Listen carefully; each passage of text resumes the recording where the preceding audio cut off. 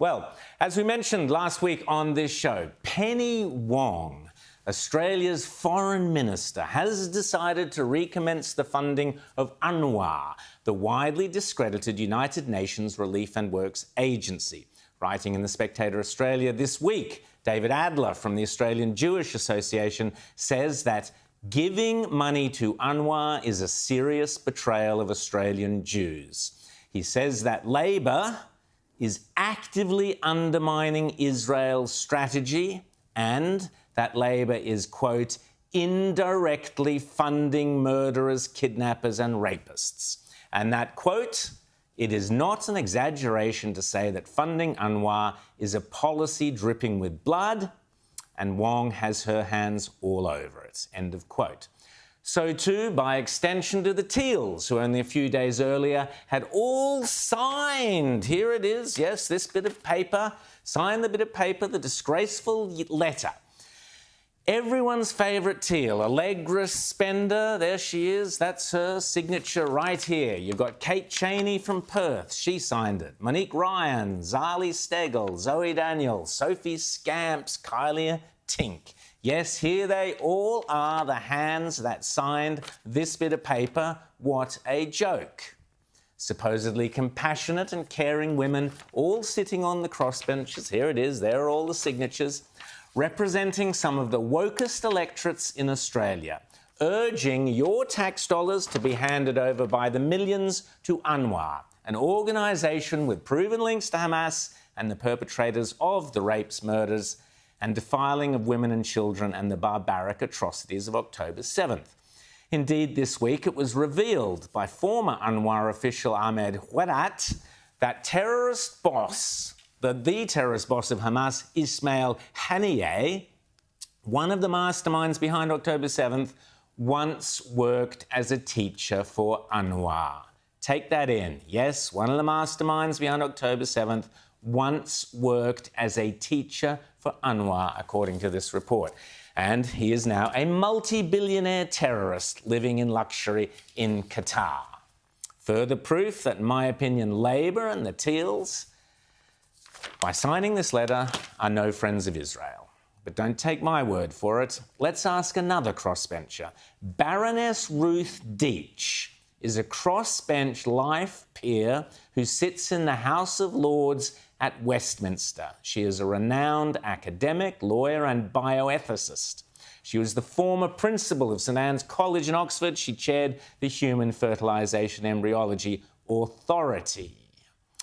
Ruth Deach's parents, incidentally, fled the Nazis from Poland and arrived in Britain the very day the Allies declared war on Nazi Germany. If Penny Wong or Allegra Spender or Monique Ryan or Kate Cheney or any of the other Teals or Labor MPs were to sit down with Baroness Deach, they'd bothered to, this is what she would tell them about the organisation they are so keen to offer Australian tax dollars to, UNRWA. UNRWA is the problem, not the solution. It hasn't resettled a single person since 1948. Whereas the United Nations High Commission for Refugees, which deals with everybody else, with fewer personnel, far less funding, has resettled 50 million people. UNRWA's mission is not to help people, but to perpetuate a political conflict. UNRWA keeps the so-called refugees in a state of misery until they can return to Israeli territory. That would mean the destruction of Israel and the obliteration of its 7 million Jews. So did you get that? Penny Wong, Allegra, Sophie, Kate, Monique, Kylie, Zoe, Zali. Did you get that? Shall I repeat it for you? According to Baroness Deach in the UK House of Lords, the organisation you are so prepared to send funding to, UNRWA, quote, perpetuates the conflict. And its stated goals would, again, according to Baroness Deach, mean the destruction of Israel and the obliteration of its 7 million Jews. That, dear ladies, is the organisation you have signed up to, or us, our taxpayers, up to, by urging the restoration of funding using our tax dollars. Feeling uncomfortable, ladies? No? Well, the Baroness is only just warming up. The only way to resettle refugees and bring peace is to abolish UNRWA and transfer its functions to the UNHCR, albeit that the iniquitous effects it has created will unfortunately last. That is, UNRWA has poisoned the mind of future generations in the way it has taught Palestinian children to hate, to believe lies about Israel. It's given make-believe employment to thousands of Palestinians. It continues the myth that there are millions of Palestinian refugees who are in fact not Palestinian and not refugees. And it is a bottomless pit into which countries pour money, not only with no return, but money that has been used to murder and take hostages and starve ordinary Palestinians of the necessaries of life. Got that, girls? Got that, Penny? UNRWA is the problem, not the solution. There are far better alternatives to UNRWA, but it appears none of you even bothered to do your research. Shame on you. Too busy monitoring your solar panels in your beachside electorates, I suspect. Too busy rushing around virtue signalling about electric vehicle charging stations, no doubt. Here's a bit more of what the Baroness had to say about where money sent to UNRWA actually ends up. It is noteworthy that the rich Arab countries that surround Israel, they do not reach out to support their Palestinian brethren. The major donors to UNRWA are the US, followed by Germany, and then the UK. Where has the money gone? Now we know, thanks to the investigative work of journalist John Ware, that the money has gone directly to Hamas to build tunnels, secure armaments, and keep Hamas leaders in luxury.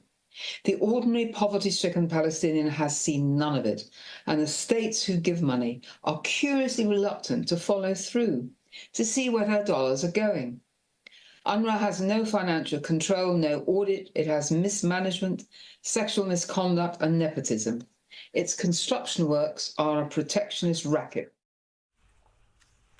So there's the challenge, ladies. Have any of you Teals bothered to follow through to see where our money is going at your request? I'll await your reply. Perhaps you could all sign an audit, like this letter you were all so keen to sign. You could all go off and sign an audit of UNRWA's finances and send it to the hard-working taxpayers, many of them Jewish, in your Teal electorates, after you've confirmed where all the money has gone. UNRWA employees were undoubtedly involved in the horrific attacks on Israel on the 7th of October. Some were members of Hamas or Islamic Jihad. At least another 1,000 employees have ties with Hamas. Even more of them have praised the 7th of October attacks and expressed anti-Semitism and praised terrorism. Their teachers teach children to glorify violence against Israel and to deny Israel's legitimacy. UNRWA teachers call for murder of Jews and martyrdom. They call for the right of return into Israel itself by violence.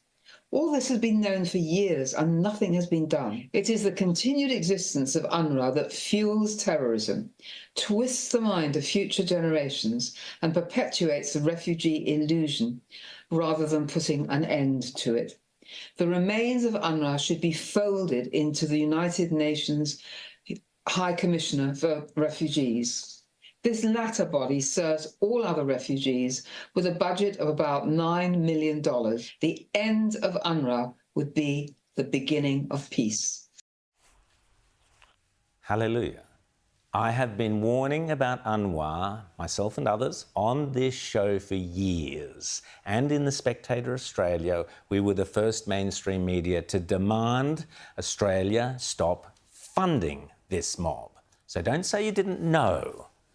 Now, this letter to Penny Wong also says, quote, from the Teals, it is critical that Australian aid does not ever fund or indirectly support terrorists. Good. And that those responsible for the horrific attacks on October 7th are brought to justice. Absolutely.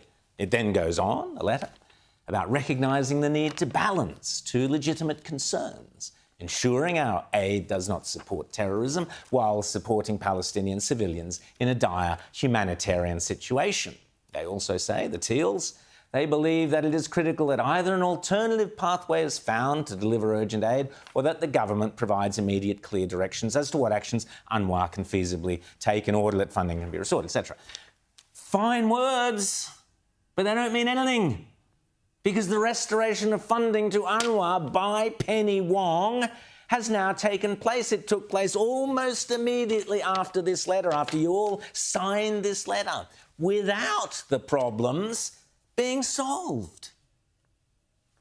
Listen to Baroness Deach. The bottom line is we are sending Australian tax dollars to an organisation with proven links to October 7th and an organisation that is the problem, not the solution. An organisation that, in her words, perpetuates the conflict. How hard would it have been just to do a little bit of research?